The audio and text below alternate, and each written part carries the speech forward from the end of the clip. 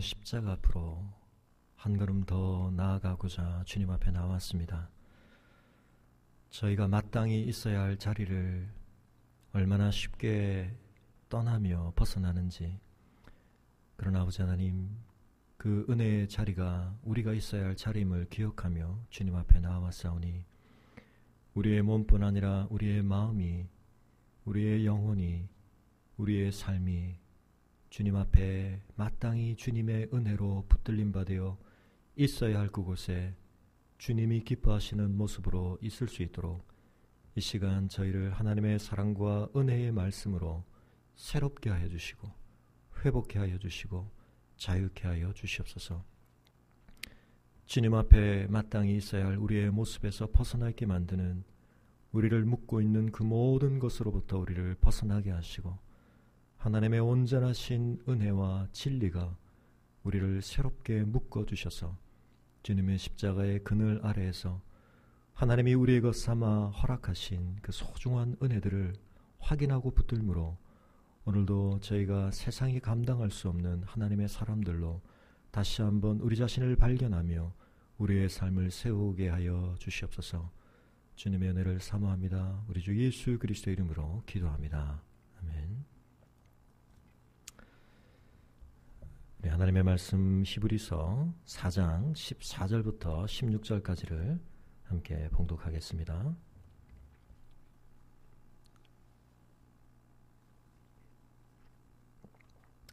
히브리서 4장 14절부터 16절까지입니다.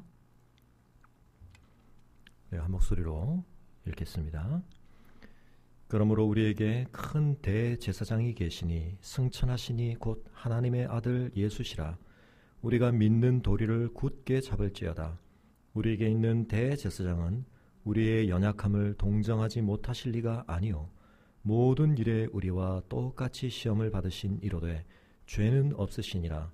그러므로 우리는 긍휼하심을 받고 때를 따라 돕는 은혜를 얻기 위하여 은혜의 보좌 앞에 담대히 나아갈 것이니라. 아멘. 오늘도 우리가 이 약속의 말씀을 붙들고 주님의 보좌 앞으로 담대히 나아갈 수 있기를 바랍니다. 우리는 하나님의 긍휼하심을 받아야 하고 때를 따라 돕는 은혜를 얻어야 하기 때문에 은혜의 보좌 앞에 나아가야 되는데, 우리의 어떤 모습으로는 감히 그 보좌 앞에 나아갈 수 없지만 우리 주 예수 그리스도께서 그 일에 우리를 합당한 자 되도록 우리에게 자격을 부여하셨습니다. 뿐만 아니라 이제는 대제사장으로 그 보좌에 친히 우리를 이끄시며 우리를 중보하시는데, 승천하셔서 하늘의 보좌 우편에서 우리를 중보하시는데, 이 소중한 믿는 도리를 우리가 굳게 붙드는 것이 대단히 중요하다는 것입니다. 오늘 특별히 우리가 함께 생각할 이제 십자가와 관련된 마지막 주제, 우리의 삶에 있는 이 고난과 고통의 문제 앞에서 우리가 특별히 주님 앞에 나아갈 때 덧입는 소중한 은혜 중에 하나는 주님께서 우리의 그 모든 아픔과 고통을 친히 체휼하시고 동정하시고 깊이 공감하시는 대제사장이심을 우리가 믿고 그 은혜의 보좌 앞에 나아갈 수 있기를 바랍니다. 그동안 우리가 함께 생각해왔던 이 그리스도의 십자가 이제 마지막 챕터에 이르렀습니다. 존 스토트가 이 책을 구성하면서 아마 나름대로는 여러 가지 생각 끝에 그 주제들의 순서를 배열했을 것이라고 생각해 보게 되는데요. 그 마지막 장의 주제는 고난의 문제입니다. 우리가 함께 생각하는 또 다른 책 중에 하나인 기독교 세계관을 우리가 함께 다루는 완전한 진리에서도 그 마지막 챕터에서 고난의 문제를 다루고 있는 것을 우리가 확인할 수가 있습니다. 왜 그 책들이 함께 그 마지막 주제로 고난을 선택했을까? 그것은 아마도 기독교 신앙의 가장 큰 도전 중에 하나가 고난의 문제, 우리의 삶 속에 이 고난이 존재한다라고 하는 사실로부터 주어지는 것이기 때문에 그러하리라고 생각을 합니다. 뿐만 아니라 인생을 살아가는 모든 사람 중에 고난을 겪지 않는 사람이 어디 있겠습니까? 인생에서 고통의 짐을 짊어지고 있지 않은 사람이 어디 있겠습니까? 그런 점에서 모든 인생들이 마음으로부터 공통적으로 갈망하는 것 중에 하나는 어떻게 하면 이 고통을 좀 벗어날 수 있을까? 어떻게 하면 이 고통을 좀 더 줄일 수 있을까? 라고 하는 것이 모든 인생의 심중에 품어진 대단히 절실하고도 중요한 보편적인 씨름거리일 것이라고 생각합니다. 우리가 살아가면서 결국 이 문제에 대한 나름의 해답들을 찾게 되고 또 스스로 그것이 해답이라고 생각하는 것들을 활용하게 되고 추구하게 되는데 세상에 존재하는 수많은 철학과 종교들은 한편 그런 점에서 이 인생의 고통의 문제에 대해서 고난의 문제에 대해서 자기들 나름의 분석과 해법들을 제시한다고 볼 수 있겠습니다. 그러나 이제 그 수준에 있어서 좀 차이가 있다고 말할 수 있겠는데요. 많은 사람들이 그저 생각하는 수준 정도에서의 고통의 문제를 그 수준 안에서 해결하고자 하는 씨름을 하는 그런 노력들도 있지만, 그러나 우리가 조금 더 고등한 종교라고 부르거나 또 좀 더 고상한 철학이라고 말할 때는 어떤 의미에서 누구나가 겪고 있는 그 고통과 고난의 문제를 조금은 다른 관점에서 이해하려고 하고 해석하려고 하고, 그래서 조금은 더 새로운 답을 제시하려고 노력한다고 볼 수 있겠습니다. 그런 점에서 기독교도 마찬가지입니다. 모든 인생들이 겪는 고난의 문제, 고통의 문제이지만 기독교는 그것에 대해서 한편 이 세상의 다른 어떤 철학이나 종교가 제시하는 것과는 좀 다른 해석과 답을 제공한다고 말할 수 있겠습니다. 많은 사람들이 교회에 왜 처음 나오게 되는가, 왜 신앙생활을 시작하게 되는가 동기들을 살펴보게 되면 궁극적인 진리를 알고 싶어서 그런 심오한 동기로부터 나오는 분들은 사실 그렇게 많지 않은 것 같습니다. 인생의 큰 고통의 짐을 짊어지고 다른 무엇으로는 이 고통의 문제가 잘 해석되지도 않고 해결되지도 않는 그 씨름 가운데 어쩌면 기독교 신앙이 또 교회가 또 그런 신앙생활이 자신의 고통의 문제에 대해서 뭔가 새로운 돌파구를, 해법을 제시해 주지 않을까 하는 기대를 가지고 나오시게 되는 경우들이 많은 것을 보게 됩니다.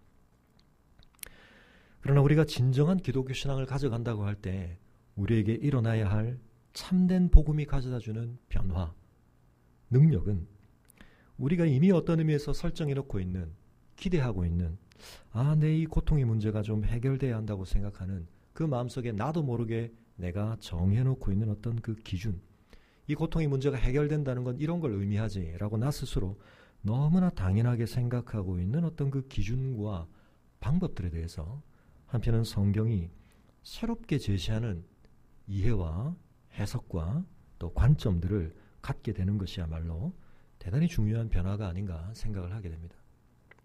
그렇지 않을 경우에 자칫 우리의 신앙생활이 앞서 말씀드린 이 세상에 존재하는 또 다른 형태의 여러 가지 기복신앙과 다를 바 없는 형태로 전락하게 되는 것을 보게 됩니다. 다른 곳에서도 약속하는 여러 해법인데 여기서 좀 더 그걸 효과적으로 맛보는 정도. 그래서 하나님께서 내 이 고통의 문제를 당장 내가 원하는 방식으로 덜어주거나 해결해주지 않는다면 신앙생활은 별로 효과가 없는 것이고 의미가 없는 것이라고 생각하고 신앙생활을 중단하게 되는 분들을 많이 보게 됩니다. 참 안타까운 경우가 아닐 수 없는데요. 물론 하나님께서는 때때로 우리의 고통의 문제에 대해서 우리가 원하는 수준, 아니 그것보다 훨씬 더 확실하게 그 고통의 문제들을 해결해 주실 수도 있습니다. 그러나 성경이 이 고난의 문제와 고통의 문제를 어떻게 근본적으로 다루고 있는지를 우리가 제대로 이해하게 된다면 기독교 신앙 안에서 우리가 기대하게 될 이 고통의 문제의 해법이라는 것이, 해결이라고 하는 것이 그저 기복신앙이나 이 세상에 존재하는 또 다른 종교나 철학이 우리에게 제시할 수 있는 답과는 분명히 근본적으로 굉장히 다른 것이라는 것을 우리가 알게 될 것입니다. 그런 점에서 기독교 신앙은 사실 이 고난의 문제를 굉장히 진지하게 다루고 있습니다. 또 한편 심오하게 다루고 있습니다.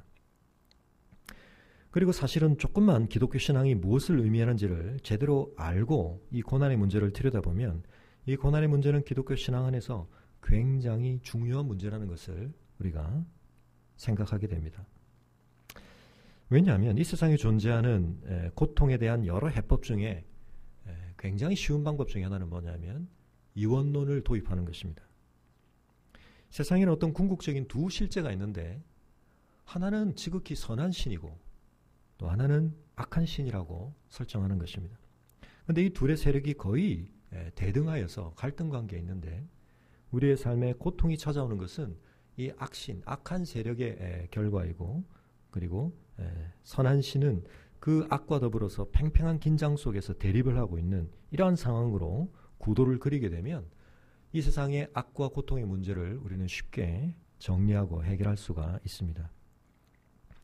또 어떤 종교에서는 이 고난의 문제를 해결해야 될 문제라기보다는 해소해야 할 문제라고 보기도 합니다. 고통이라고 하는 것이 굉장히 실제적으로 우리에게 느껴지지만 그러나 사실은 그 깊이를 들여다보면 그건 사실은 껍질에 불과하고 허상이다. 그래서 우리가 더 깊은 진리를 알게 될 때 우리가 고통이라고 생각하는 것과 행복이라고 생각하는 것의 경계선이 점점 흐려지게 되고 결국 그 모든 것을 우리가 끌어안게 된다. 뭐 그런 구도로 갈 수도 있습니다.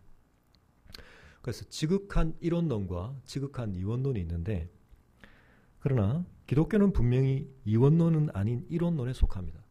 근데 문제는 이 이론론 안에서 고난을 성경은 그냥 쉽게 해소해버릴 수 있는 문제라고 결코 말하고 있지 않다는 것입니다. 그러니까 양상은 이원론하고 굉장히 비슷합니다. 고난은 굉장히 실제하는 것입니다. 쉽게 그렇게 경계선을 흐리게 만들어서 그건 우리가 그저 욕심을 버리거나 뭐 해탈을 하게 되면 사라지는 그런 것이 아닙니다. 쉽게 벗어날 수 있는, 초월할 수 있는 것이 아닙니다. 고통은 실제하는 악으로부터 비롯되는 것이라고 말합니다. 그런데 문제는 기독교는 분명히 일신론을, 유일신 하나님을 믿습니다. 하나님이 전능하기도 하고 하나님이 지극히 선하기도 하시다. 자, 여기서 기독교의 특유의 고난의 심각한 문제가 비롯되는 것입니다. 하나님께서 정말 자유로우시고 그 무엇에도 구속받지 않으신 절대자이시고 정의로우시고 또한 우리를 향해 자비하시고 인정이 많으시다면 왜 그분은 우리의 삶을 통치하시는 가운데 이 고난을 허용하시는가? 이 고통을 우리로 하여금 겪게 하시는가? 우리가 묻지 않을 수가 없는 것입니다. 그래서 사람들은 쉽게 그 둘 중에 하나를 포기하면 좀 더 답이 쉬울 것이라고 생각합니다. 하나님이 선하지 않으시거나 아니면 하나님이 전능하시지 않거나 둘 중에 하나라고 하는 생각으로 우리는 가닥을 잡고 싶어 하는 것입니다.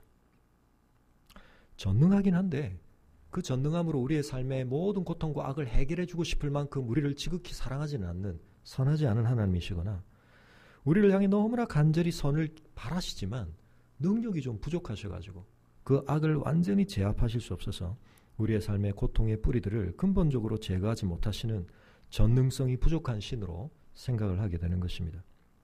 그러나 이 둘 다 성경이 말하는 바와 양립할 수 없습니다. 그렇다면 우리는 이 고난의 문제를 어떻게 삶에서 풀어가야 할 것인가? 우리의 삶에 존재하는 고난은 여러 종류가 있습니다. 일생에 걸쳐서 끊임없이 우리에게 지속적인 정서적 혼란으로 귀착되어지는 어린 시절의 상실의 아픔도 있을 수 있고 선천적인 마음이나 육체의 불구가 있을 수도 있고 갑자기 예고도 없이 겪게 되는 고통스러운 질병이 있을 수 있고 실직과 빈곤, 사별과 또 본의 아니게 계속 지속되는 독신생활, 깨어진 연애관계, 불행한 결혼, 이혼, 의기소침함, 외로움 등의 고난에 우리가 직면하게 되는 것입니다.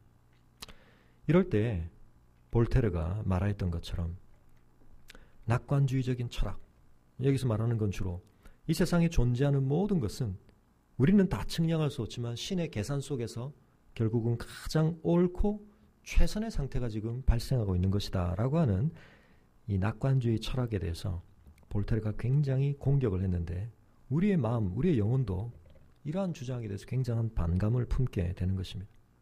도대체 하나님께서 그것도 왜 나에게 이런 고통을, 고난을 허용하시는가? 우리는 고통스러운 질문을 던지게 될 뿐만 아니라 욥처럼 하나님의 불의와 심지어는 무관심처럼 보이는 이 모든 상황들을 비난하면서 하나님께 크게 분노하고 싶어지기까지 되는 것입니다. 자, 이 모든 상황에 대해서 그러나 성경은 악의 문제, 고통의 문제에 대한 단순하고 쉬운 답을 결코 제공하고 있지 않습니다. 그런 점에서 존 스토트는 성경의 목적이 철학적이기보다는 실제적이다 그렇게 말하고 있는데요. 성경은 성경의 그 각 장마다에서 죄와 고통에 대해서 분명히 다루고 있고 언급하고 있지만 그 관심사가 죄의 궁극적인 기원을 우리에게 설명하려고 하거나 그런 방식이 아니라 우리로 하여금 어떻게 그것을 극복하도록 도울 것인가 라고 하는 어떤 클리닉적인 관점에서 그것을 접근하고 있다는 것입니다. 그 말은 죄를 어떤 근본적으로 우리에게 이해시키고 그 고통의 문제를 근본적으로 우리에게 이해시키고 해결을 시도하는 그런 관점으로 다루기에는 이 고통의 문제가 어떤 의미에서는 거의 신비에 가까울 만큼 쉽지 않은 문제라고 하는 것을 성경이 전제하고 있다는 것입니다. 그런 점에서 우리는 이 인생의 가장 중요하고도 심각한 난제가 우리가 지금껏 생각해온 그리스도의 십자가와 도대체 어떻게 연결되어야 하는 것인가 하는 것을 생각해 보겠습니다. 그리스도의 십자가가 우리의 삶의 모든 영역에 걸쳐서 하나님의 참된 해답이라고 한다면 바로 우리의 고난에 대해서 십자가는 뭔가 중요한 의미와 메시지를 전해줄 수 있어야 할 것입니다. 먼저 고난에 대해서 우리가 몇 가지 성경의 가르침을 정리해 볼 것은 성경에 따르면 고난은 하나님의 선한 세계에 이방 세력이 침입한 것이며 하나님의 새 우주에서는 설 자리가 없을 것이라는 점입니다. 무슨 말이냐면 이 고난은 원래적으로 하나님과 더불어 영원히 존재했던 이 세계 속에 근본적으로 양립했던 그런 어떤 실제는 아니라는 것입니다. 하나님의 최초의 선한 세계 속에 이질적으로 침투해 들어온 것이다 라고 말할 수 있습니다. 물론 이 점에 있어서 왜 하나님께서 이와 같은 고통의 개입과 출현을 허용하셨는가라고 하는 질문을 우리는 품게 됩니다. 그런 것은 나중에서도 우리가 생각을 해보겠지만 그러나 이것은 어떤 의미에서 이 세계, 특별히 이 세계 속에서 당신의 형상으로 지으신 우리 인간과의 관계에서 하나님이 기대하시고 계신 어떤 수준에 대해서 하나님이 설정하신 어떤 기대치가 있다는 것을 우리로 하여금 예상하게 만드는 것입니다. 하나님은 악이 발생할 수 없는 그 악에 대하여 완전히 방부 처리된 원천봉쇄된 세계를 지으신 것이 아니라 자신의 기쁘신 뜻에 대해 반역이 일어날 여지가 있는 그것을 거스를 수 있는 어떤 선택과 여지를 열어놓으신 상태에 창조를 하셨다는 것을 우리는 기억할 필요가 있습니다.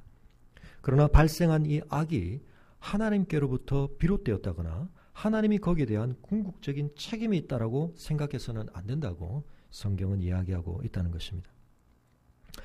하나님께서는 이 모든 고통과 악으로부터 고난으로부터 선을 이끌어내실 수 있지만 궁극적으로 그것을 선으로 결과지어질 수 있도록 하시지만 그런 점에서 하나님은 진정으로 전능하시지만 문제는 하나님이 그 선을 이끌어내시는 그 고통이 그 자체로 선은 아니라 그것은 반드시 악이라고 성경이 이야기하고 있다는 것을 잊어서는 안 된다는 것입니다.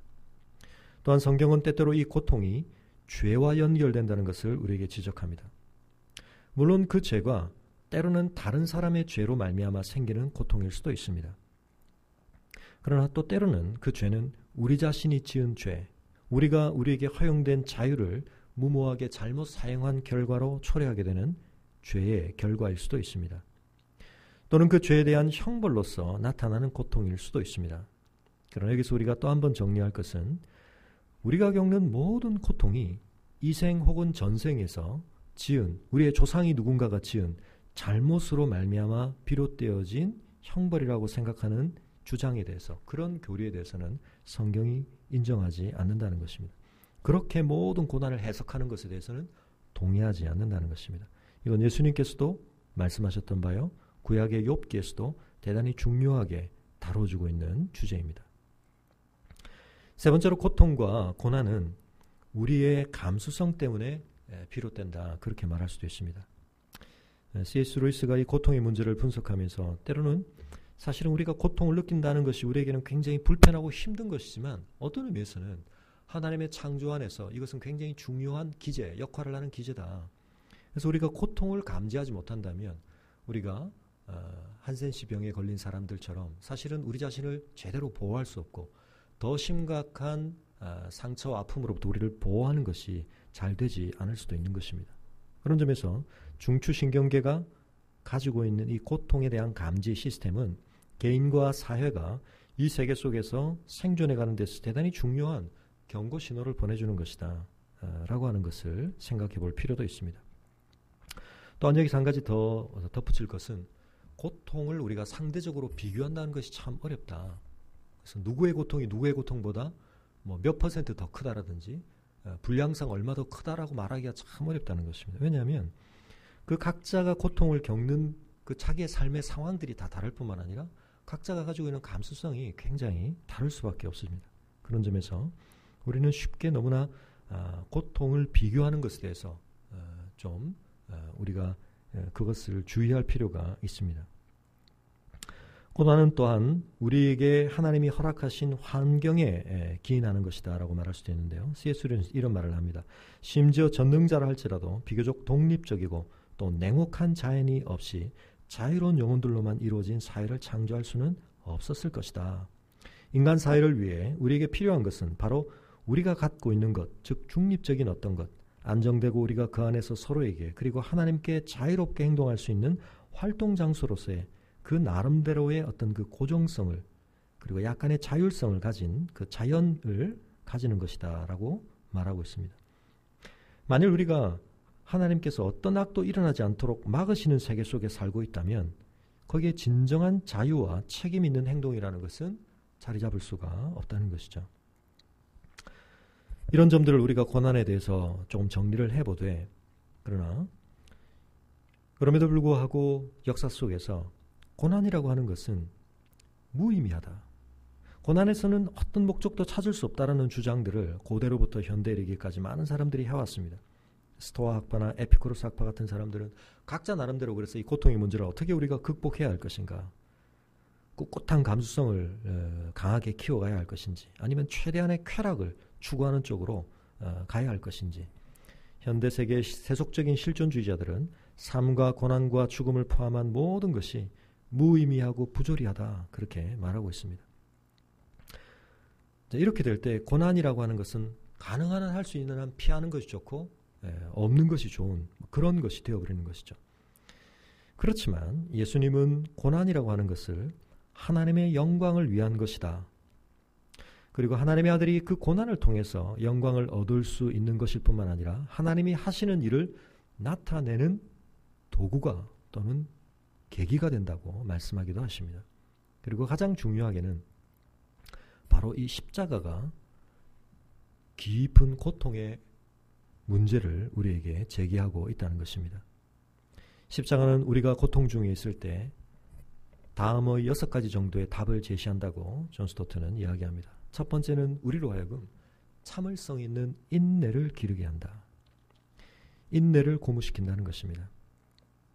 모든 그리스도인들은 십자가에서 절정에 이른 예수님의 고난을 보면서 때로 주님께서 그러셨던 것처럼 부당한 고통을 불평해하거나 되받아치는 일 없이 참을성 있게 견뎌 나가도록 격려를 받아왔다는 것입니다.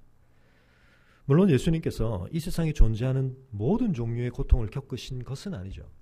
그러나 자세하게 우리가 묵상하며 씹어볼 때 거의 예수님은 우리 인생들이 저마다 겪는 그 모든 고통의 유형을 거의 대표적으로 다 이 땅의 삶 가운데서 경험하셨다고 볼 수 있겠습니다. 그래서 우리가 어떤 고난을 막 당할 때 우리의 그 고난이 예수님의 고난의 어느 부분과 분명히 연결되는 것을 보게 되며 주님이 그 고난을 참으셨기 때문에 나도 이 고난을 좀 참아야 되겠다라는 격려를 받게 된다는 것입니다. 고난은 우리에게 또한 성숙한 거룩을 이룬다고 말하고 있습니다. 그리스도의 십자가는 성숙한 거룩으로 이끄는 길이다라고 말하는데 히브리서 2장 10절과 5장 8절 9절에서는 먼저 예수님에 대해서 예수님이 온전하게 되셨다라고 하는 우리로서는 쉽게 이해할 수 없는 표현을 쓰고 있습니다. 여기서 예수님이 온전하게 되셨다는 것은 예수님이 그 이전 상태에서 어떤 잘못을 저질렀거나 불완전하셨는데 그것을 더 완전하게 하셨다는 의미로 이해할 수는 없습니다.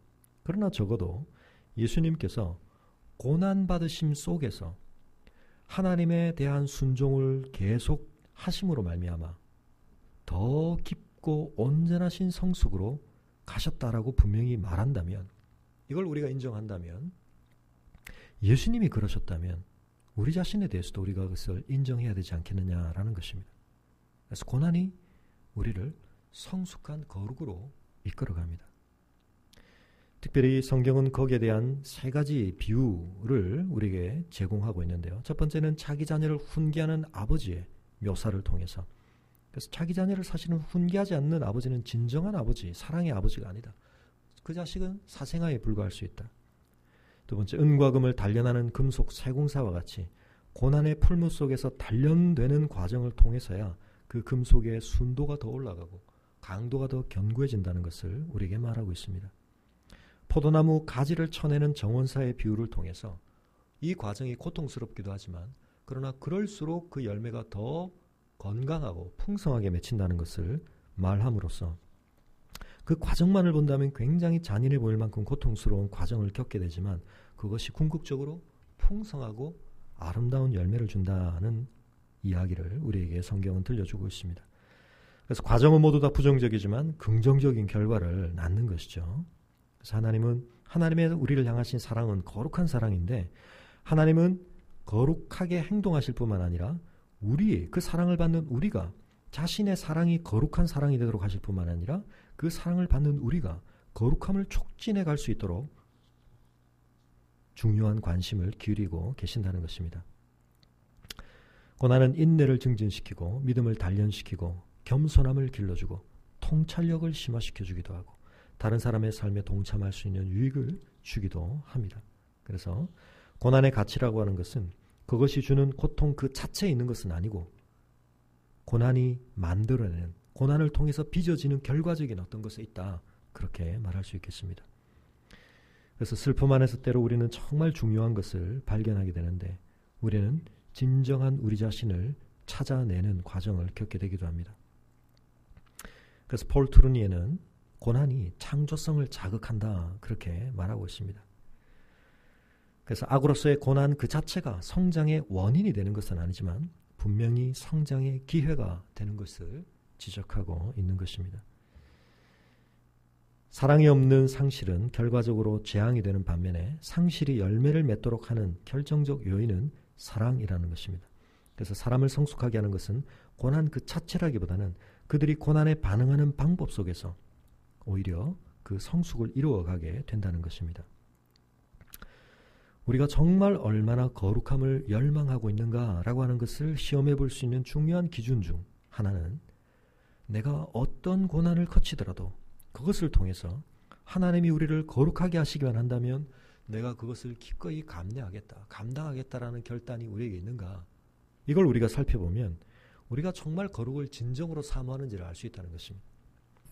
우리가 거룩을 열망한다고 하지만, 그러나 그 거룩을 위해서 거쳐야 할 고난의 풀무의 연단을 우리가 싫어한다면 그건 그만큼 거룩을 열망하는 것은 아니라는 것입니다.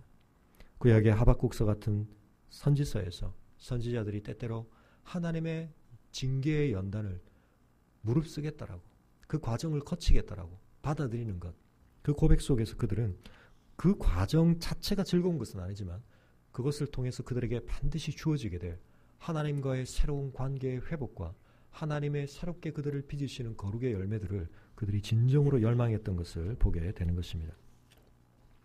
세 번째로, 그리스도의 십자가는 고난의 섬김을 우리에게 상징합니다.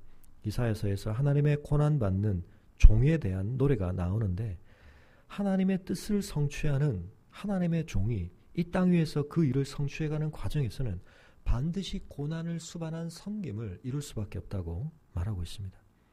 그래서 하나님이 역사하셔서 이루시는 그 모든 열매들이 어떤 의미에서는 이 고난을 수반한다는 것을 우리에게 보여주고 있습니다. 그래서 고난은 풍성하고 효과적인 섬김을 위해서 거의 필수 불가결하다고 말하고 있습니다. 죽음은 생명에 이르는 길 이상의 것으로 그것은 많은 결실을 맺게 한다는 것입니다. 한 알의 밀알이 그냥 그 자체로 살아있으면 한 알에 불과하지만 그것이 죽어 썩어질 때 풍성한 결실을 맺을 수 있다는 것입니다. 바울 자신도 신약의 서신서의 세 본문을 통하여서 그 자신이 고난을 참고 있다, 성도들의 구원을 이루어가는 이 일을 위해서, 그걸 위해서는 복음을 그들이 들어야 되는데 그 일을 위해 자신이 고난받고 있다고 말하고 있습니다. 그래서 우리가 진정 복음의 진보를 이루려고 할 때 우리는 다양한 종류의 고난받기를 무릅써야 할 것입니다. 그래서 때로는 사람들에게 인기 없는 성경의 복음을 충실히 전파하는 것은 인기에 대한 죽음일 수 있고, 또는 성령을 의지하고 겸손한 방법을 사용하려고 할 때 우리의 자존심과 우리의 자기중심성에 대해서 죽어야 할 수도 있고, 우리가 다른 문화에 나 자신을 동화시키려고 할 때 인종적이고 국가적인 편견과 우리의 안락함에 대해서 우리가 죽어야 할 수도 있습니다.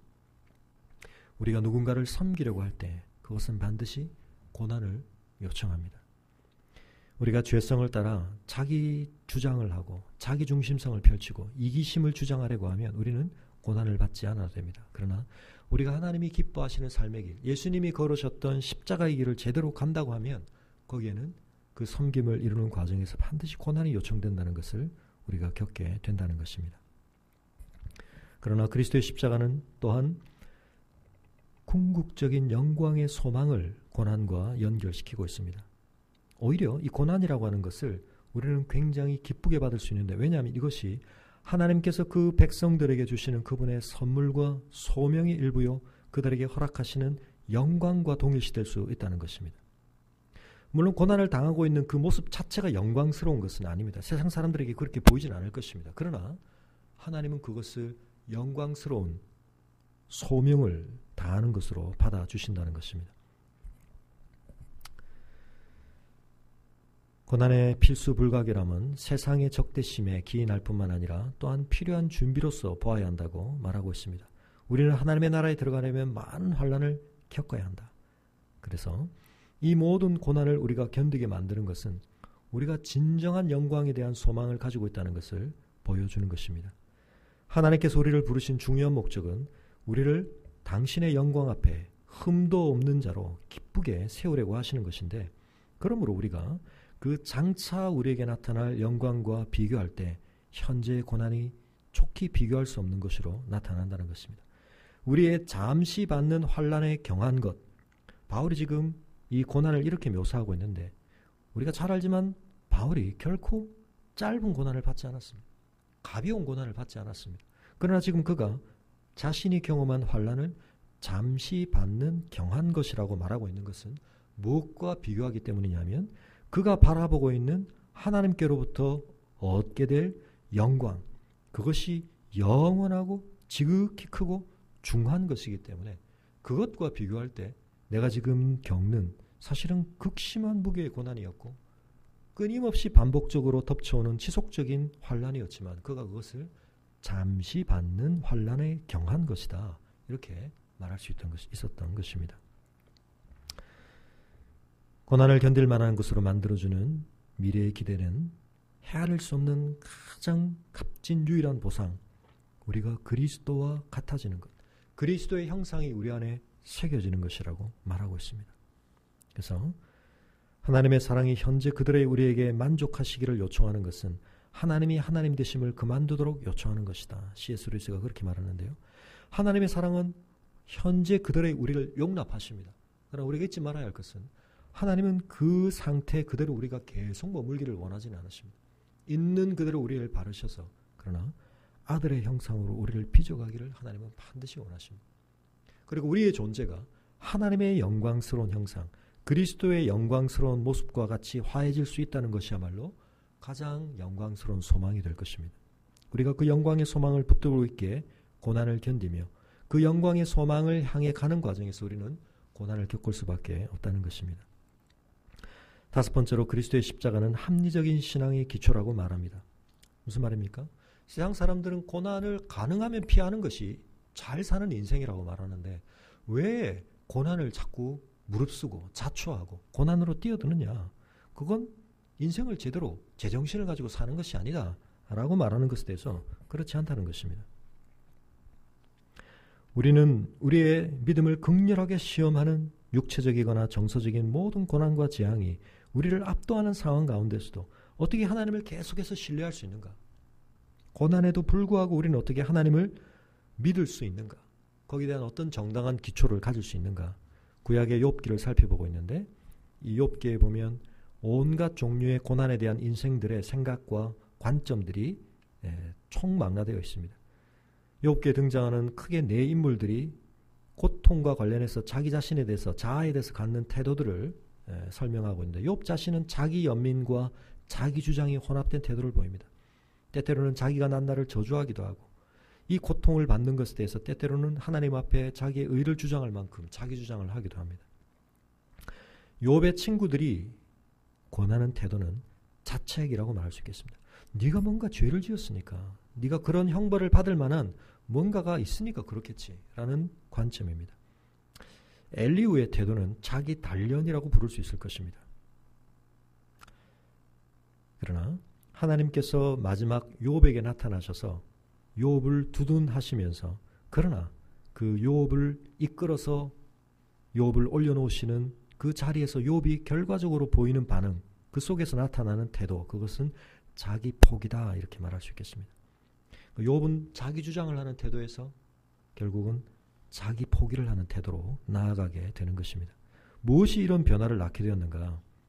욥이 창조 세계를 새로운 관점에서 보도록 초청받습니다. 그리고는 창조주 하나님의 영광 앞에서 자신의 모습을 보게 됩니다. 그 자연의 경의, 그 모든 것 앞에서, 그 창조주의 권능 앞에서 그가 그 창조주 하나님의 지혜와 권능을 인정하게 될 때, 다 이해할 수 없지만, 자기가 겪는 고난에 대해서 다 이해할 수 없지만, 그러나 그 앞에 굴복했던 것이 가능했다면 우리는 더더욱 놀라운 그리스도의 십자가에 드러난 하나님의 사랑과 정의의 충만한 계시를 받고 있기 때문에 하나님을 이 고난 속에서도 우리는 믿는 것이 합당할 수 있다는 것입니다. 십자가에 하나님이 안 계셨다면 우리는 이 고난을 통해서 하나님을 믿는 이 삶을 견제하기가 어려웠을 것입니다. 그러나 자기 아들을 아끼지 아니하시고 우리 모든 사람을 위하여 하나님이 이미 내어주셨다는 이 확신 속에서 이 아들과 함께 우리에게 모든 것을 하나님이 주시지 않겠느냐라는 신뢰 안에서 우리는 고난 속에서도 하나님에 대한 사랑에 대한 확신을 가지고 그 고난을 견뎌갈 수 있다는 것입니다. 십자가는 고난의 문제를 낱낱이 해결해 주진 않지만, 그러나 고난을 바라보는데 필수불가결한 관점들을 우리에게 제공하고 있습니다. 그래서 하나님은 하나의 역사적인 사건에서 그분의 거룩한 사랑과 사랑에 찬 정의를 보여주셨기 때문에 다른 어떤 역사적 사건, 우리가 개인적으로 겪는 것이든 세계적인 것이든 그 역사적인 사건도 그것을 압도하거나 논박할 수 없다는 것, 이것이 우리의 확신이 될 수 있다는 것입니다. 바로 이 점 때문에 요한계시록에서 역사의 또는 운명의 모든 것들이 기록되어진 두루마리 책을 그 인을 뗄 권한이 어린 양, 죽임당한 어린 양에게 있다, 그렇게 말하고 있는 것입니다. 우리가 마지막으로 살펴볼 내용이 이제 가장 중요한데요. 그리스도의 고난을 우리의 고난과 관련 짓는 가장 중요한 방법은 그리스도의 십자가가 하나님의 연대적인 사랑의 증거가 된다는 것입니다. 무슨 말입니까? 우리는 우리의 고통 안에서 하나님께서 개인적이고도 사랑에 찬 연대감을 우리를 향해 갖고 계시다는 것을 십자가를 통해 증거를 받게 된다는 것입니다. 우리가 겪는 고난이 우리에게 주는 진정한 아픔은 그 불행 자체가 아니고, 또는 심지어 그것이 주는 고통이나 불의마저도 아니고, 그로 인해 우리가 하나님께 버림받은 것처럼 보이는 이 상황, 하나님께서 나를 버리신 것이 아닌가라고 하는 이 유기의 느낌, 이것이야말로 우리가 고통을 견디기 가장 어려워하는 아픔 중에 하나인 것입니다. 고통이 무의미하게 보입니다. 고통이 내 삶에 아무런 유익을 줄 수 없는 것처럼 보입니다. 우리는 고통은 이렇게 저렇게 참을 수 있지만 하나님께서 나에게 무관심하신 듯이 보이는 것을 견딜 수 없는 것입니다. 때로 우리는 수백만의 사람들이 기아로 죽어가는 동안 도대체 하나님은 어디에서 뭘 하시는 것인가? 우리는 마음대로 우리의 생각 속에 하나님의 모습을 이렇게 그려보기도 합니다. 하나님은 하늘의 의자에 앉으셔서 꾸벅꾸벅 졸거나 빈둥거리고 계신 것이 아닌가? 세상이 이렇게 어렵게 돌아가고 있다는 걸 하나님이 아신다면 이런 일이 벌어지도록 하지 않으시겠지. 우리는 하나님이 세상의 고난에 거의 고소하다는 듯이 싱글거리시면서 그것으로부터 자신은 격리되어 있다는 것을 즐기면서 나는 고통을 겪고 있지 않다. 안락 의자에 앉아서 구경하고 계시는 세디스트처럼 우리가 느낄 때가 있다는 것입니다. 그러나 십자가는 하나님에 대해서 우리가 그리는 왜곡되고 잘못되게 그리는 이런 지독한 풍자를 깨트려 버린다는 것입니다. 우리는 그분이 안락 의자에 앉으신 모습이 아니라 십자가상에 계시다는 것을 상상해야 한다는 것입니다. 우리로 하여금 고난을 받도록 허용하시는 하나님 자신이 이전에 그리스도 안에서 역사 속에서 실제적으로 고난을 받으셨고 또한 그 십자가에 계셨던 모습이 하나님의 가장 궁극적인 자기 계시라는 것을 우리가 안다면 오늘날에도 우리와 함께 우리를 위해서 계속해서 우리가 겪는 그 처참한 고난의 자리에 함께 하시는 분으로 계시다고 우리는 생각해야 한다는 것입니다. 전통적인 신학적 교리의 가운데 하나님은 고통을 느끼지 않는다라는 생각들을 해왔었습니다. 왜냐하면 하나님은 완전하신 분이시고 하나님은 불변하시는 분이시기 때문에 하나님은 무감각하신 분이다. 고통을 겪으실 수 없다. 이 교리를 가지고 우리가 말하려고 하는 것은 하나님은 창조주이시기 때문에 그분의 승인 없이는 어떤 일도 그분에게 일어날 수 없다라고 하는 것. 그분은 결코 수동적으로 뭔가를 당하시는 분이 아니고 그분은 불변하시는 분이며 그분을 이리저리로 이끌고 다니는 어떤 감정의 격발, 우리가 겪는 것 같은 그러한 상태로부터 하나님은 자유로우시다라는 것을 주장하고자 그런 교리를 말했다면 그건 한편 옳은 주장입니다. 그러나 많은 신학자들이 이 무감각하다라고 하는 용어를 고난을 받을 수 없다라는 뜻으로 거의 동일시하는 경우들이 많은데 만약 그런 의미에서라면 하나님에 대해서 그렇게 서술하는 것은 굉장히 잘못된 것이라는 것입니다. 구약의 언어는 우리 인간의 이해 수준에 맞도록 조정되어 있고 하나님은 인간과 같은 감정을 겪으시는 것으로 묘사되는 것이 사실이지만 그분의 감정이 인간적이지 않다라고 인정하는 것, 이것이 그분이 겪는 모든 감정의 실제성을 부인하는 것이 되어서는 안 된다는 것입니다. 이런 점에서 랍비였던 아브라함 요슈아 헤셀 같은 사람은 하나님께 적용되는 가장 숭고한 개념은 무한한 지혜나 무한한 권능이 아니라 무한한 관심이다. 그렇게 올바르게 지적하고 있습니다. 하나님은 어떤 분이시냐? 그분은 무한한 지혜, 우리로서는 측량할 수 없는 무한한 지혜, 우리로서는 상상할 수 없는 무한한 권능을 가지신 분이실 뿐만 아니라 우리를 향해 무한한 관심을 가지신 분이다. 그렇게 말하고 있습니다. 이사야 49장 15절에서 하나님은 말씀하십니다. 여인이 어찌 그 젖먹는 자식을 잊겠으며 자기 태에서 난 아들을 긍휼히 여기지 않겠느냐. 하나님께서 부모된 우리에게 심어주신 심정입니다. 그러나 혹 그들은 그럴 수 있다 할지라도 나는 너를 잊지 아니할 것이다. 하나님 말씀하십니다. 우리가 지난 기간 동안 묵상했던 호세아서에서 에브라임이여 내가 어찌 너를 놓겠느냐. 이스라엘이여 내가 어찌 너를 버리겠느냐. 내가 어찌 너를 아담아같이 놓겠느냐. 어찌 너를 스보임같이 두겠느냐. 내 마음이 내 속에서 돌이켜 나의 긍휼이 온전히 불붙듯 하도다. 이것이 하나님의 중심이라고 말씀하십니다.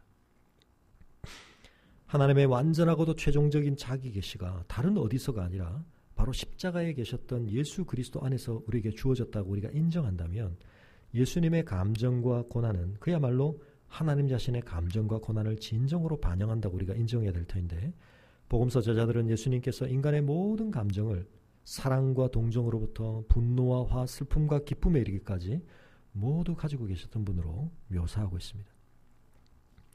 우리가 곰곰이 생각해 볼 때 사랑하는 사람을 위해 큰 희생을 치르지 않는 사랑이 도대체 어떤 의미가 있을 수 있는가 반문해 볼 수 있는 것입니다. 사랑이라고 하는 것이 자기를 내어주는 것이라고 한다면 불가피하게 그것은 고통의 상처를 받기 쉽게 되어 있습니다. 왜냐하면 그것은 거부당하고 모욕당할 가능성에 자기를 열어놓는 것, 노출시키는 것을 의미하기 때문입니다. 우리에게 몰트만이라고 하는 신학자는 십자가에 달린 하나님이라는 그런 신학적인 책을 썼는데요. 하나님이 고난받으실 수 없었다면 그분은 또한 사랑할 수 없으셨을 것이다. 사랑할 수 있는 사람은 또한 고난받을 수 있다. 왜냐하면 그는 또한 사랑에 연루된 고난에 자신을 열어놓기 때문이다. 그래서 오늘날 많은 사람들이 사랑을 말하지만 진정한 사랑을 추구하거나 누리지 못하는 이유는 고통받고 싶어 하지 않기 때문에, 고통으로부터 자기를 단절시키기를 원하면서 달콤한 사랑은 하고 싶어 하는 것입니다. 디트리 본헤퍼는 말합니다. 고난받는 하나님만이 우리를 도울 수 있다. 하나님의 아픔의 신학이라고 하는 그런 신학적인 주장을 펼쳤던 가조 기타모리는 복음의 핵심이라고 하는 것은 자신이 볼 때 하나님의 고통이라고 말할 수 있다. 그렇게 말하고 있습니다. 죄에 대한 하나님의 분노는 그분께 고통을 안겨다 줍니다. 하나님의 진노는 절대적이고도 확고합니다. 하나님은 진노의 대상인 우리를 바로 사랑하고 계시기 때문에 그렇습니다. 하나님의 고통은 그분의 진노의 대상을 사랑하려는 그분의 의지를 반영하고 있다는 것입니다. 사랑과 진노가 함께 공존하고 있기 때문에 그것은 고통으로 다가오는 것입니다. 루터는 그것을 흥미롭게도 하나님과 겨루는 하나님이 계시다 그렇게 말하고 있습니다. 이 싸우시는 하나님이 앞서 말한 이신론적인 이원론적인 두 다른 신이 아니라 한 분 하나님 안에 있는 내적인 싸움이기 때문에 하나님께는 이것이 고통으로 다가오는 것입니다. 하나님의 고통은 그분의 진노와 사랑의 통합이며 그분의 진수입니다. 그것은 십자가에서 완전히 계시되었습니다. 하나님은 어떤 분이십니까? 하나님은 고통하시는 분이십니다. 왜 그렇습니까?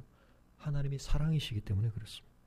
하나님은 거룩하신 분으로서 우리를 사랑하시는 분이시기 때문에 하나님은 스스로 안에 고통을 끌어안으시는 것입니다.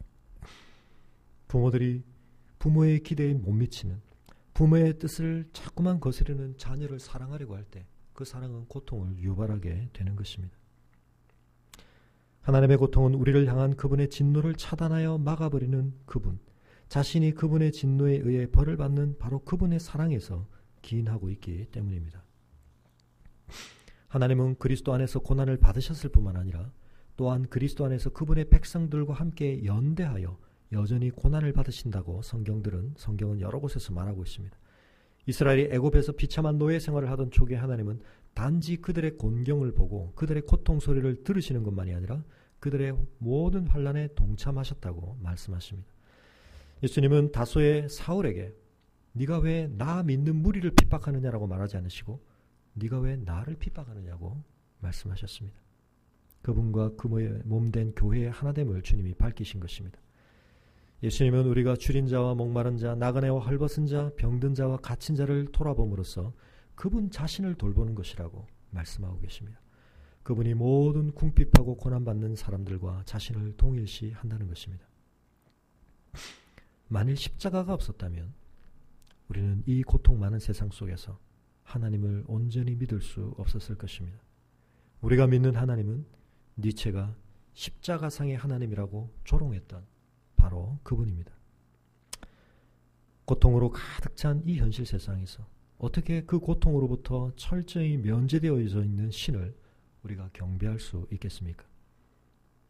부처의 상은 다리를 꼬고 팔짱을 끼고 눈을 감고 입가에는 보일 듯 말 듯한 미소를 머금고 얼굴에는 희미한 표정을 짓고 세상의 고뇌에서 동떨어져 있는 모습으로 빚어져 있습니다. 그러나 십자가상에 있는 외롭고 일그러지고 고문당한 인물, 손과 발에는 못이 박히고 등은 찢어지고 손발은 비틀리고 이마에서는 가시에 찔린 자국에서 피가 흐르고 입은 마르고 견딜 수 없이 목이 마른 채 하나님께 버림받아 암흑에 빠져있는 그 인물을 우리는 구주라고 부르고 그분을 의지하는 것입니다. 그분이 바로 우리를 위한 하나님이십니다. 그분은 고통으로부터, 우리가 겪는 그 모든 고통으로부터 스스로를 면제시키는 분이 아니십니다. 아니, 더 깊은 고통의 자리에 자신을 두시는 하나님이신 것입니다. 그분은 혈과 육과 눈물과 죽음으로 된 우리의 세계 속에 친히 찾아오셨고 우리를 위해 고난 받으셨습니다. 우리가 이 땅에서 겪는 그 모든 고난은 우리가 하나님의 나라에 갈 때까지 어떤 의미의 영원한 신비로 남을지 모릅니다. 왜 내가 이런 고난을 겪어야 되는가? 우리가 아무리 말씀을 뒤져봐도 거기에 대한 충분하고도 명백한 이해와 해석을 다 하지 못한 채 이 땅의 생명을 마감해야 할지도 모릅니다. 그러나 그렇다고 해서 그리스도인이 자신의 고난의 문제를 소화시키지 못한 채 그냥 살아간다는 것이냐? 그렇지 않다는 것입니다. 우리는 풀리지 않는 내 인생의 고난의 신비를 해석시켜주고 소화시켜주는 또 다른 고통의 신비를 알고 있습니다. 하나님 왜 내 삶에? 라고 하는 고난이 뿜어내는 이 질문과 우리는 이 외침을 가지고 십자가 앞으로 갑니다. 거기서 우리는 더 깊은 고난의 신비 앞에 맞닥뜨리게 됩니다. 그리고 그 고통의 신비에 압도되게 됩니다. 왜 내 아들은? 왜 죄 없는 내 아들은? 아무런 악을 행하지 않은 내 아들은? 아니 그 아들 안에서 나 자신은 이토록 비참하게 고통받아야 하느냐? 우리가 그 질문 앞에서 우리의 질문들이 용회되어지고 녹아지는 것을 경험하게 되는 것입니다. 우리의 인간적인 고뇌 속에서는 완전히 이해할 수 없는 많은 것들이 여전히 남아있지만 그리스도의 십자가는 우리가 사는 이 세상 속에서 우리가 겪는 모든 고난에 대한 새로운 해석과 새로운 관점을 제공하는 빛을 비춰줄 뿐만 아니라 하나님의 정당성을 나타내주는 유일한 수단이 된다는 것입니다. 존 스토트가 이 책에서 기나긴 침묵이라고 하는 글을 인용하고 있습니다. 이 내용을 잠시 읽어드리겠습니다. 세상의 마지막 날 수십억의 사람들이 하나님의 보좌 앞에 있는 거대한 평원에 뿔뿔이 흩어졌다. 대부분의 사람들은 그들 앞에 비치는 눈부신 빛으로부터 몸을 움츠렸다. 하지만 맨 앞부분 가까이에 있는 몇몇 집단은 격하게 이야기했다. 수치에 움츠러든 것이 아니라 호전적인 태도로 하나님이 우리를 심판할 수 있어. 그가 고난에 대해 어떻게 안단 말이야. 피부가 거무스름한 건방진 젊은 여자가 눈에 불을 켰다. 그녀는 나치의 강제 수용소에서 문신으로 새겨진 번호를 보여주기 위해 옷소매를 잡아뜯었다. 우리는 공포, 구타, 고문, 죽음을 참고 견뎠어. 다른 집단에서는 한 흑인 소년이 옷깃을 내렸다. 이건 어때요? 그는 흉한 실 모양의 화상 자국을 보이면서 물었다. 린치를 당했어요.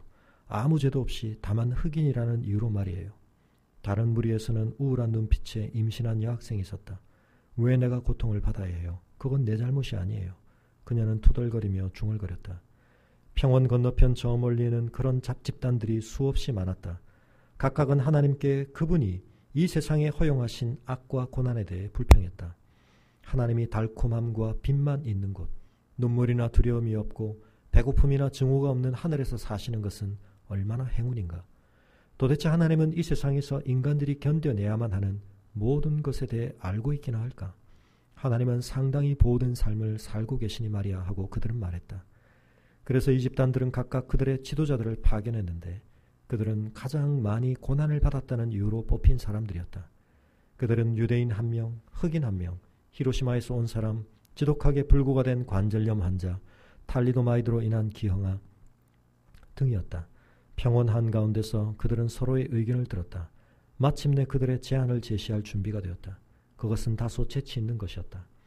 하나님이 그들의 심판관으로서의 자격을 부여받기 전에 그들은 그들이 견뎠던 것을 견디셔야 했다. 그들의 결정은 하나님이 이 세상에서 한 인간으로 살아야 한다고 선고를 내려야 한다는 것이었다. 그를 유대인으로 태어나게 하자. 그의 출생의 합법성이 의심을 받게 하자. 그에게 굉장히 어려운 일을 주어서 그가 그 일을 하려 할 때 가족들조차 그를 미쳤다고 생각하게 하자. 가장 친한 친구에게 배반을 당하도록 하자. 잘못된 비난을 받고 편견에 찬 배심원들에게 재판을 받고 비겁한 재판관에게서 선고를 받게 하자. 그가 고난을 당하게 하자. 마지막에 혼자라는 것이 무엇을 뜻하는지 그가 무섭게 맛보도록 하자. 그 다음에 그를 죽게 하자. 그가 죽었다는 사실에 도무지 의문의 여지가 있을 수 없게 하자. 그것을 입증해 줄 많은 무리의 목격자들이 있게 하자. 각 지도자들이 자기 몫의 판결을 발표할 때 모인 사람들의 무리로부터 찬성의 술렁거림이 올라왔다. 그리고 마지막 사람이 판결을 발표하는 것을 마쳤을 때 기나긴 침묵이 흘렀다. 아무도 다른 말은 한마디도 하지 않았다. 아무도 움직이지 않았다. 왜냐하면 갑자기 우리 모두는 하나님이 이미 그 형벌을 다 당하셨음을 알게 되었기 때문이다. 여기에 짧게 묘사되었지만 하나님께 겪게 한번 해보자라고 말할 만한 모든 고난, 아마 더 길게 열거할 수 있겠죠. 그러나 앞서도 말씀드린 것처럼 하나님은 이미 이 땅에 오셔서 이 모든 고난을 친히 그 몸으로 다 겪으셨습니다. 아니 우리가 인생을 통해 겪을 수 있는 그 고난과는 비교될 수 없는 우리 모든 인생들이 죄로 말미암아 하나님 앞에 받아야 했던 그 모든 죄의 고통을 주님은 다 짊어지셨습니다. 제1차 세계대전의 대학살로 모든 희망이 깨어졌던 에드워드 실리토는 예수님께서 자신이 십자가에서 못 박히신 상처를 부활하신 뒤에 그분의 제자들에게 보일 수 있었다는 사실에서 진정한 위안을 찾았다고 합니다. 이 묵상으로부터 영감을 얻어 그는 상처난 예수라고 하는 시를 썼습니다. 마지막으로 이 시를 읽어드리겠습니다. 만일 우리가 지금까지 결코 찾지 않았다면 우리는 지금 당신을 찾습니다. 당신 눈은 어둠을 뚫고 빛나는 우리의 단 하나의 별. 우리는 당신 이마에 있는 가시에 찔린 자국을 보는 눈을 가져야 합니다. 우리는 당신이 있어야만 합니다. 오 상처받은 예수여, 하늘은 우리를 무섭게 합니다. 그것은 너무 고요합니다. 이 모든 우주 안에 우리가 설 곳은 없습니다. 우리의 상처는 우리를 아프게 합니다. 상처를 아물게 하는 약은 어디에 있습니까? 주 예수여, 당신의 상처를 보고 우리는 당신의 은혜를 깨닫습니다. 만일 문이 닫혀 있을 때 당신이 가장 가까이로 다가오신다면 당신의 손과 옆구리를 보이기만 하소서. 우리는 오늘날 어떤 상처가 있는지 알지만 두려워하지 않습니다. 우리에게 당신의 상처들을 보여주소서. 우리는 그 암호를 압니다. 다른 신들은 강했습니다. 하지만 당신은 약했습니다. 그들은 고통을 주었지만 당신은 비틀거리며 왕자로 가셨습니다. 하지만 우리의 상처에 대해서는 하나님의 상처만이 말할 수 있습니다. 그리고 어떤 신도 받지 않은 상처를 당신만이 받으셨습니다. 예수 그리스도의 십자가가 우리의 고난에 대해서, 우리의 고통에 대해서 어떤 조명을 비춰줄 수 있는지 여러 가지로 생각을 해봤습니다. 그럼 우리가 가장 먼저 읽었던 히브리서의 말씀처럼 주님께서 우리의 모든 그 고난에 대해 우리를 체휼하시는 분이라고 하는 이 은혜를 다시 한번 우리가 품으며, 많은 사람들이 고통의 문제가 해결되지 않는다는 이유로 더 이상 하나님을 믿을 수 없다.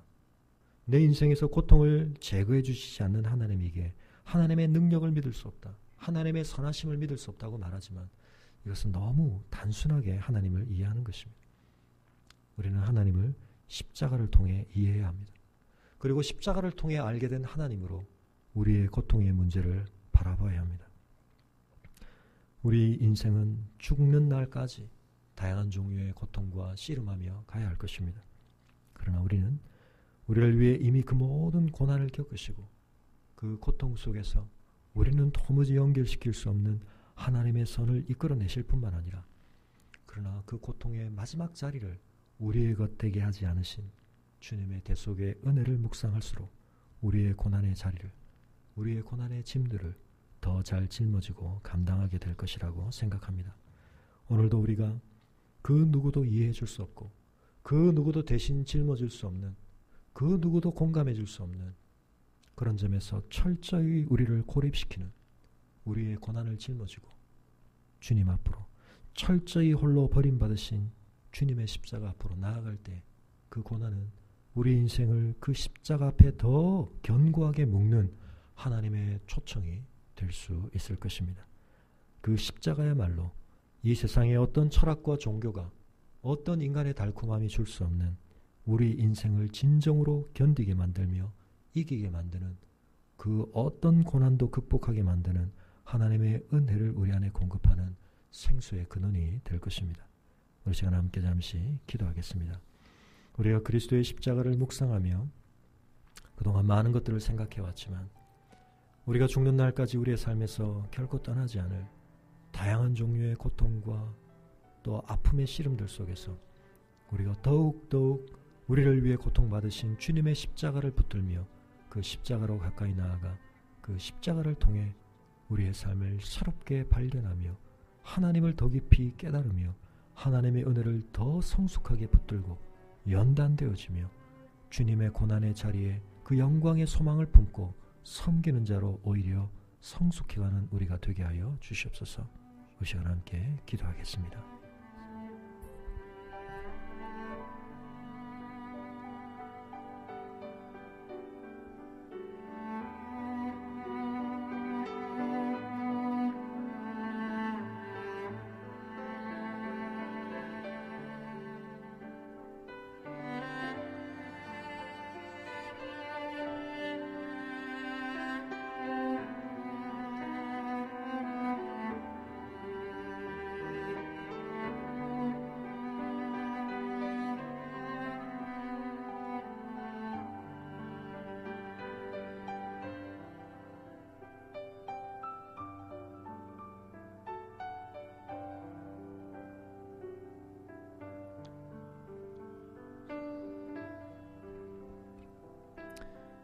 고마우신 아버지 하나님,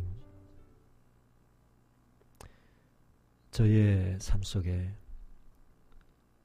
저희가 살아온 지난 과거와 그 과거가 남긴 저희의 기억들 속에 너무나 생생하게 아로새겨져 있고 되살아나는 끔찍한 고통들이, 쓰라린 아픔들이 있는 것을 하나님 앞에 고백합니다.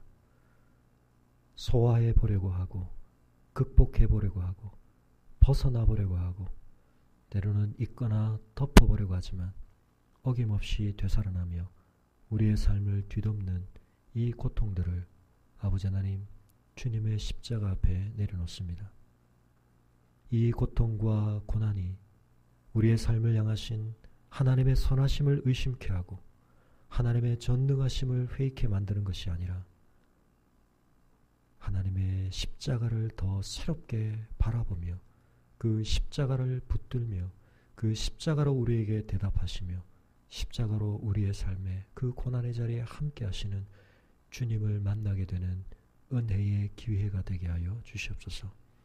우리에게 그 고난 속에 파묻혀 그 고난 속에 짓눌려 그 고난으로 말미암아 주님으로부터 멀어지는 영적인 어두움과 영적인 참 주님 앞에서의 마땅히 우리가 잊지 말아야 할 자리에 우리를 두게 되는 연약함에 빠지지 않도록 주님 은혜로 저희들을 붙들어 주시옵소서.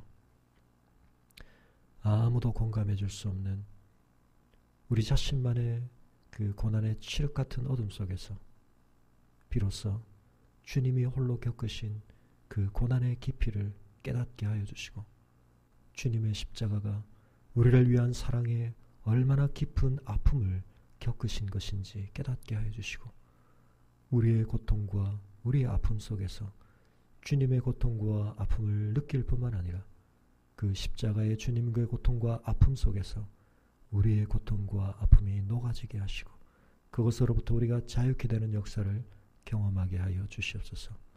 우리를 새롭게 빚으시고 고통에 묶여있는 자가 아니라 그 고통을 자원 삼아 하나님과 더불어 더 깊은 관계로 나아가며 이제는 고통과 고난도 두려워하지 아니하고 우리를 고난 속에서 오히려 성숙하게 빚으시며 강하게 연단하시며 오히려 그 영광의 소망을 품고 고난받는 섬김의 자리를 향해 나아가는 저희들을 통해 영광 받으시는 하나님과 더불어 동행하는 저희들이 되게 하여 주시옵소서. 이 땅 위에 수많은 고통받는 인생들 앞에서 우리가 짊어진 고통이 오히려 우리 안에 있는 복음의 능력을 드러내는 아름다운 증거의 열매들이 될 수 있도록 주님 은혜를 베풀어 주시옵소서. 사랑하는 성도들의 삶이 주님의 십자가 앞에 더 깊이 나아감으로 이 세상이 제공하는 달콤하고 쉬운 고통의 해법들이 아니라 십자가를 통해 우리에게 응답하시고 약속하시고 오늘도 무한한 은혜로 공급해 주시는 하나님의 참 은혜 안에서 우리의 고난을 이기게 하시고 우리의 고난을 넘어서는 저희들 다 될 수 있도록 주님 축복하여 주시옵소서. 우리의 모든 아픔에 우리가 생각하고 인정하는 것보다 더 깊이 이미 동참하시며 그 고난으로부터 우리를 이겨내도록 우리 안에서 말할 수 없는 탄식으로 우리를 위해 간구하시는 성령의 역사가 오늘도 우리 안에 충만케 하여 주시옵소서. 감사를 드리고 우리 주 예수 그리스도 이름으로 기도합니다.